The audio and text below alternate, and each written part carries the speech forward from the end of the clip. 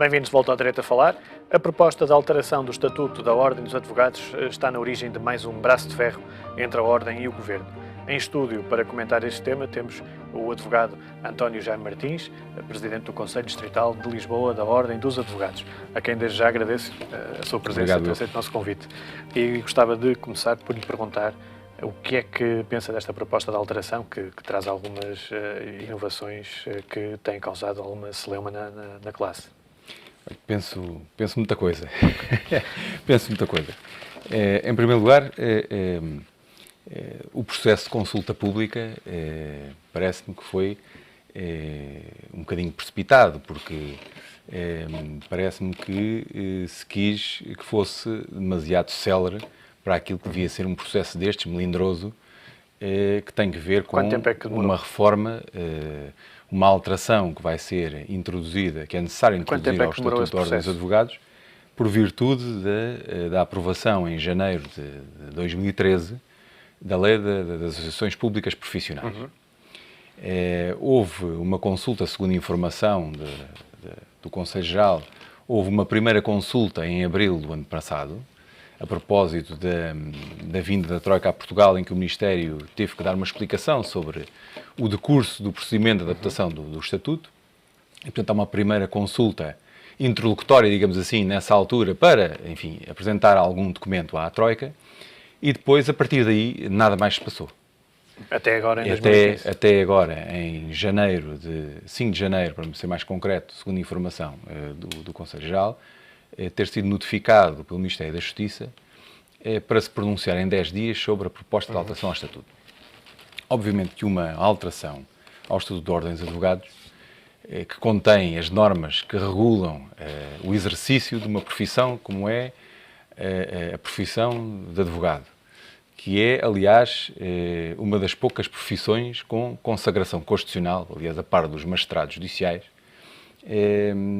obviamente que implica uma consulta à classe. E, efetivamente, o Ministério deu um prazo de 10 dias, que é manifestamente insuficiente para que essa consulta seja feita. E, portanto, foi isso que foi solicitado ao Ministério, que nos desse um prazo diferente, um prazo mais alargado para essa consulta. Foi feito um pedido de prorrogação de prazo. Ele não foi deferido nos termos em que nós pretendíamos, porque as Assembleias Gerais, e portanto a consulta naturalmente é feita mediante a marcação de uma Assembleia Geral Extraordinária, e essas Assembleias Gerais Extraordinárias, que são Assembleias de âmbito nacional, para dia 20 de fevereiro. 20 de fevereiro, têm que ser marcadas com uma antecedência de 30 dias. Além do mais, há todo um processo de preparação da pronúncia da ordem que está a correr. Aliás, foram constituídas 2 comissões onde estão representados diversos órgãos da ordem, designadamente uma comissão para analisar, enfim, toda a parte do Estatuto que não tem a ver com matéria jurisdicional, composta pelos presidentes dos Conselhos Distritais, pela Sra. Bastonário e por membros do Conselho Geral, e uma segunda comissão composta pelos membros os presidentes das deontologias, dos Conselhos de Deontologia, pelo Presidente do Conselho Superior e pela Sra. Bastonário e membros do Conselho Geral. Portanto, esses trabalhos dessas 2 comissões estão em curso, vão ser encerrados brevemente. Têm também sido feitas reuniões, foram feitas 2 reuniões com os órgãos da ordem, com os restantes órgãos da ordem, designadamente envolvendo as delegações da Ordem dos Advogados, que são mais de 200. E, portanto, todo esse trabalho de consulta e de preparação da resposta ao Ministério está a ser preparado, está a ser feito. No dia 20 há a tal Assembleia e depois o produto daquilo que sair das comissões e daqueles que foram os contributos saídos dessa Assembleia Geral, depois o Conselho Geral irá preparar a pronúncia, que é da responsabilidade do Conselho Geral, portanto a pronúncia sobre um diploma legislativo é uma competência, efetivamente, do Conselho Geral da Ordem dos Advogados. E depois será, então, até dia 28, remetida ao Governo aquela que é a pronúncia da Ordem. Portanto, é este processo que está em curso. Foi-nos deferido um prazo até 27 de janeiro, se não estou equivocado, mas que é insuficiente e eu penso que, enfim, com algum bom senso e razoabilidade. Concluído, há já um conjunto de tópicos em que a Ordem se tem pronunciado. Sim. Nomeadamente em questões de orgânica interna da Ordem, há uma série de alterações e que a Ordem tem sido muito crítica em relação sim, há alguns por exemplo, aspectos, a redução do número de delegações. Há alguns aspectos que têm merecido, e vou falar enquanto Presidente do Conselho Distrital e Presidente também do Conselho, enquanto Presidente, enquanto Presidente também do Conselho, do órgão colegial que presido. Há vários aspectos que merecem algumas observações. Desde logo, em termos de orgânica interna, a Ordem estrutura-se a nível de representações locais e com os conselhos distritais e tem um Conselho Geral. O que se passa é que eu, desde cedo, e o meu Conselho, rejeitámos aquilo que seria, enfim, a reorganização do mapa judiciário, que passámos de 232 comarcas para 23 megas comarcas, e desde logo me pareceu que era de rejeitar a importação, porque o atual estatuto, digamos que está colado à organização judiciária antiga. E, portanto, nós organizamos, a Ordem organiza-se internamente. E daí que haja 221 delegações. Exatamente, tendo uma delegação em cada uma das antigas comarcas. Porquê? Porque as delegações são, efetivamente, as representações locais da Ordem dos Advogados. Portanto, é a proximidade da Ordem com a advocacia local e com a sociedade civil. E, portanto, fazendo a ligação entre os advogados, e com esta proposta de alteração, o número de delegações o que acontece? É reduzido? Como a terminologia antiga foi mantida pelo Ministério no projeto de lei, o que se passa é que fala-se, por exemplo, relativamente aos conselhos distritais, em distrito judicial. E o distrito judicial foi abolido. Quer dizer, o conceito de distrito judicial já não existe na nova lei da organização judiciária, que foi, aliás, uma proposta deste Ministério da Justiça.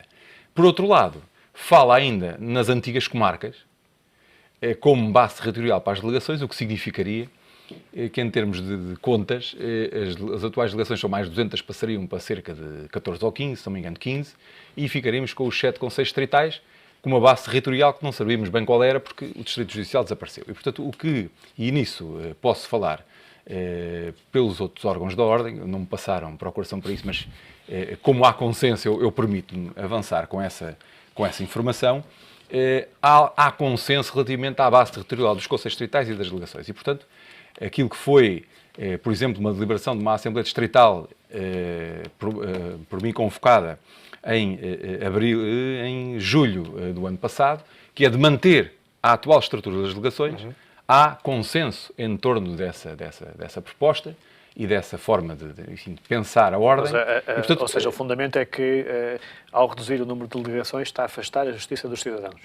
Estamos a afastar a Ordem dos advogados, porque, repare, era o que faltava naquelas antigas comarcas em que os tribunais encerram. Porque houve 20 encerramentos e a criação de 27 secções de proximidade, que equivalem a outros 27 encerramentos. Portanto, há 47 encerramentos de tribunal com o novo mapa judiciário. Era o que faltava nos sítios onde os tribunais encerram, onde os tribunais são desqualificados, que a Ordem também retirasse, a Ordem que rejeitou o mapa judiciário, agora é retirar a representação local da Ordem junto dos colegas. E essa representação local, além de ser a ligação da Ordem aos colegas, é também a ligação da Ordem à sociedade civil. E, portanto, essas delegações nós reputamos de grande importância para a preservação daquilo que são as competências da Ordem e o seu exercício junto dos colegas e também junto dos cidadãos que, ao fim e ao cabo, são aqueles que os advogados protegem e visam proteger os seus interesses e direitos, liberdades e garantias dos cidadãos. E, portanto, há consenso relativamente à manutenção da atual territorialidade dos conselhos distritais e a manutenção da atual estrutura das delegações. Esse é um aspecto. Outros aspectos que merecem alguma observação é, por exemplo, a previsão da existência de um provedor do cliente. Quer dizer, como se a Ordem dos Advogados fosse uma RTP ou uma instituição financeira, precisa de um provedor do cliente, quando a Ordem dos Advogados é não só uma associação pública e não prossegue interesses privados e, portanto, tem atribuições que lhe conferem, se nós consultarmos a Constituição, se consultarmos o Estatuto da Ordem dos Advogados, a Ordem dos Advogados tem, por exemplo, como missão defender o Estado de Direito, os direitos, liberdades e garantias dos cidadãos. Portanto, há uma missão de interesse público que é prosseguido pela Ordem dos Advogados, que leva à existência, por exemplo, de um regime de autotutela. Nós temos órgãos internos, órgãos jurisdicionais, que fiscalizam a atividade dos advogados. Temos também os presidentes de alguns órgãos da Ordem, a bastonária, o presidente do Conselho Superior, os presidentes dos Conselhos Distritais, os presidentes dos Conselhos de Deontologia, os próprios presidentes das delegações que servem de mediadores em caso de conflito entre os cidadãos, E, portanto, representados pelos a figura advogados. do provedor não é necessária. Nós temos toda uma estrutura de autotutela, vigorosíssima, aliás, a Ordem é conhecida por isso, e diga-se passagem que os colegas queixam-se muitas vezes que a Ordem, efetivamente, senta na pele a autotutela. Portanto, isso é uma das características da Ordem dos Advogados, que pretende, por isso mesmo, ser ela a ter a tutela disciplinar dos advogados e, portanto, não a exteriorizar. Agora, parece-nos um provedor do cliente, pode não ser advogado e, portanto, pergunta-se como é que pode preservar, por exemplo, a questão do segredo profissional, que não tem um mandato definido na lei, portanto, pode estar ab aeternum, enfim, a partir do momento em que é nomeado, que só pode ser destituído por falta grave, portanto, é um conceito indeterminado que, a ser impugnado dos tribunais administrativos, pode levar a que o provedor se mantenha contra a vontade da Ordem durante 10 ou 20 anos. Quer dizer, e nada disto faz sentido. A figura do provedor do cliente... E há outra questão que é o facto de não ser necessariamente um advogado. Que pode não ser um advogado e, portanto, que levanta a questão, pelo menos, da preservação do segredo profissional. Não faz, a questão do provedor do cliente não faz sentido numa associação como a Ordem dos Advogados, que manifestamente tem uma autotutela efetiva e, portanto, não carece da figura do provedor do cliente. Depois há um outro aspecto positivo, mas o aspecto positivo até já depende de uma intervenção da Ordem dos Advogados, que é a questão do ato próprio. O ato próprio passa a ser previsto, passa a ser definido no próprio Estatuto, em termos que têm que ser conjugados com a lei dos atos próprios, e essa conjugação não foi feita no projeto, mas está a ser preparada na pronúncia da Ordem, em que efetivamente afasta-se a possibilidade de terceiros, de alguma forma, virem praticar atos próprios dos advogados, o que tem dado, enfim, a uma perseguição à procuradoria ilícita por parte dos conselhos distritais, que tem sido bem sucedida, mas que é insuficiente, e, portanto, havia aqui a possibilidade, havendo a possibilidade de afastar esta prerrogativa destes procuradores praticarem atos próprios em nome de empresas, havendo esse afastamento, e efetivamente a proposta já vem nesse sentido, porque a Ordem pronunciou-se em abril dessa forma, aliás, na sequência de uma Assembleia Distrital também em abril. Mas qual é o fundamento dessa rejeição? Isso não pode ser visto como uma forma de proteger o que se passa neste momento é que, se não passa pela cabeça de ninguém, alguém operar-se a si mesmo e praticar atos próprios dos médicos, já passa pela cabeça das pessoas, designadamente das empresas, contratarem um contabilista para fazer contratos de trabalho. E, portanto, a lei, percebendo-se que há o legislador percebendo que há esta situação, deve atuar por forma a evitá-la, porque depois temos atos de procuradoria ilícita e temos que andar atrás de violações da lei, sem necessidade disso, se a coisa for devidamente prevenida, e é isso que está a ser feito. E, além do mais, esse mesmo artigo 68, aliás, naquilo que é também uma proposta do Conselho Distrital, aliás, na sequência de uma série de moções aprovadas em alguns congressos dos advogados, designadamente no último 2 de novembro de 2011, que é de existir uma certificação dos atos próprios.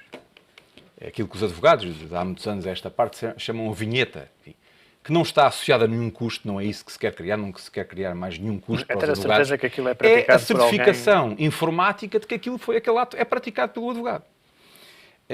E, portanto, isso também é previsto, embora seja um aspecto em que carece de regulamentação, mas essa regulamentação pode existir. E, portanto, esse é um aspecto positivo, a previsão do ato próprio e a existência de uma certificação garantida por um sistema informático que é porque aquele ato é praticado por uma pessoa formada e devidamente credenciada para fazer aquela função. Que aquele ato foi praticado por um advogado e não por um procurador ilícito. Outra matéria que tem gerado aí alguma polémica é a matéria das incompatibilidades dos deputados, dos vereadores.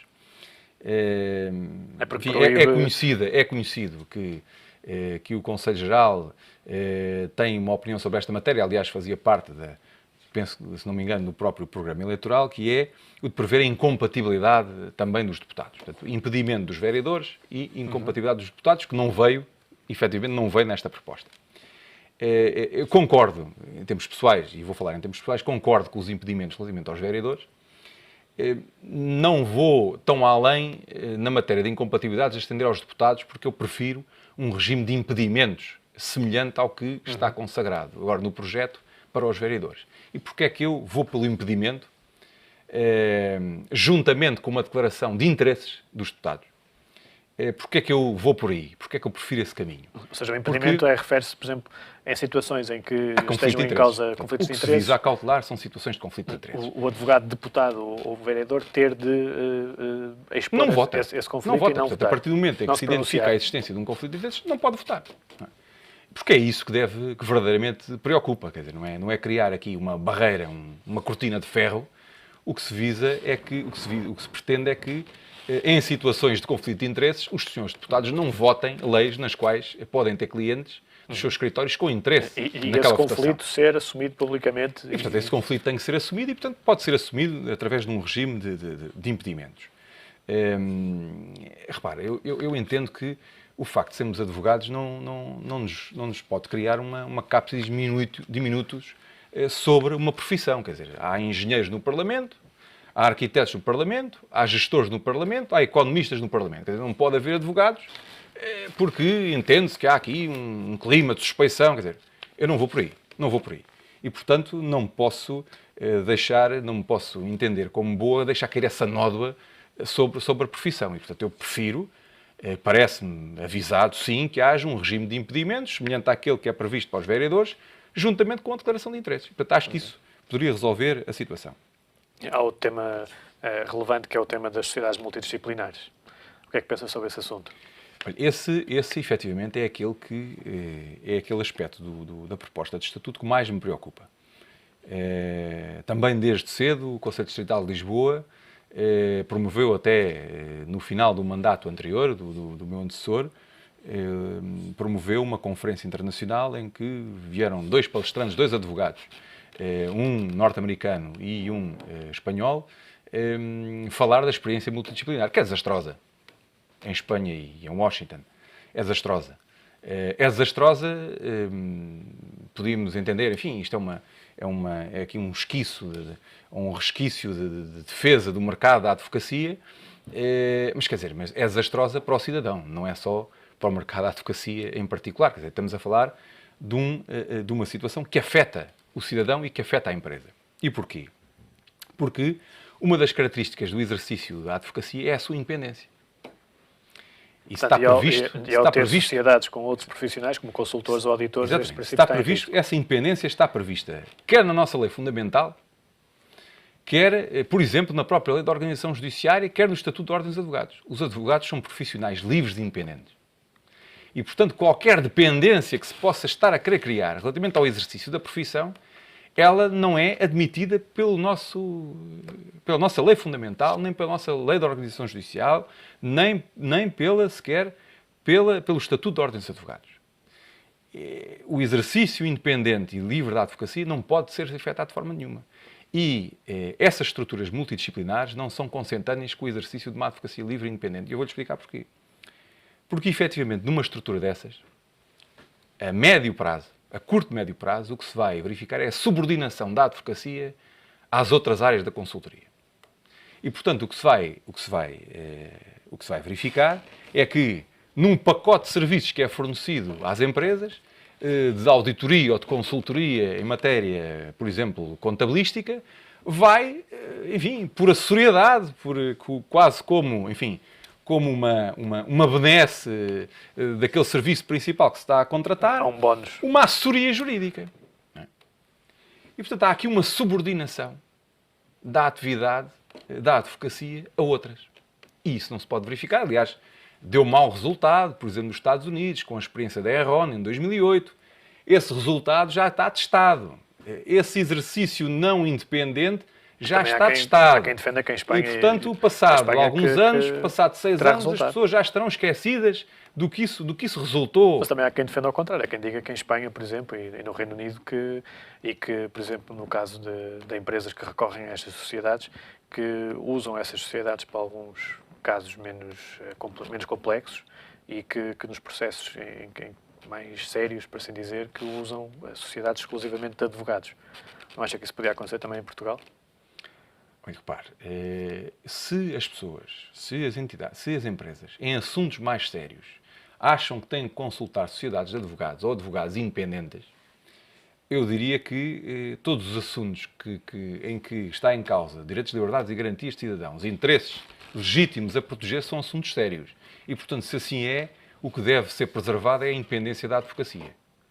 E essa só é preservada se este exercício multidisciplinar não for permitido. Portanto, os advogados têm que exercer ou em escritórios isolados ou com os seus pares. Ou de forma independente. Não podem exercer, repare, por exemplo, um contabilista tem o dever de divulgar, de revelar situações. Ora, nós temos os deveres opostos.